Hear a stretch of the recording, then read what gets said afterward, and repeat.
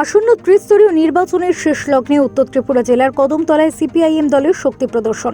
শুক্রবার ছিল কদমতলা বাজারের হাটবার, আর এদিনের হাটবারে কয়েক হাজার কর্মী সমর্থক নিয়ে সিপিআইএম দল নির্বাচনী সুবিশাল মিছিল ও বাজার সভা করে নিজেদের শক্তি প্রদর্শন করল। উল্লেখ্য, 54 কদমতলা কর্তৃ বিধানসভা কেন্দ্রটি সিপিআইএম দলের উর্বর ভূমি বলে পরিচিত। এই বিধানসভা কেন্দ্রের বিধায়ক সিপিআইএম দলের ইসলাম উদ্দিন। যদিও পূর্বের শক্তি হারিয়ে ফেলেছে সিপিএম, এমনটা বিজেপি নেতৃত্বের দাবি। এদিন রাত্রি 8:30টায় মিছিলটি গোটা বাজার পরিক্রমা করে নটরাজ মুক্ত মঞ্চের সামনে এসে শেষ হয়। তারপর শুরু হয় বাজার সভা।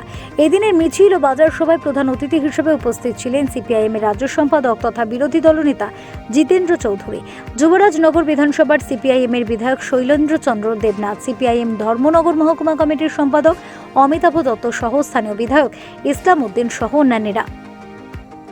নটরাজ মুক্ত মঞ্চ থেকে এদিনের বাজার সভায় সিপিআইএম রাজ্য সম্পাদক তথা বিরোধী দলনেতা জিতেন্দ্র চৌধুরী বক্তব্য রাখতে গিয়ে বলেন, বিজেপি শাসনের 6.5 বছরে রাজ্যে কোনো অংশে উন্নয়ন হয়নি। গালভরা মিথ্যা প্রতিশ্রুতি দিয়ে 25 বছরের সিপিএম সরকারকে ক্ষমতাচ্যুত করেছে বিজেপি। সকাল 9টা থেকে বিকাল 3টে মনোনয়নপত্র জমা দেওয়ার শেষ সময় অবধি লাঠি সোটা দিয়ে সেখানে আগলে রেখে বিরোধীকে ঢুকতে দেওয়া হয়। প্রশাসন ছোট জগন্নাথের মতো দাঁড়িয়ে রেখেছে। অনেক লড়াই করে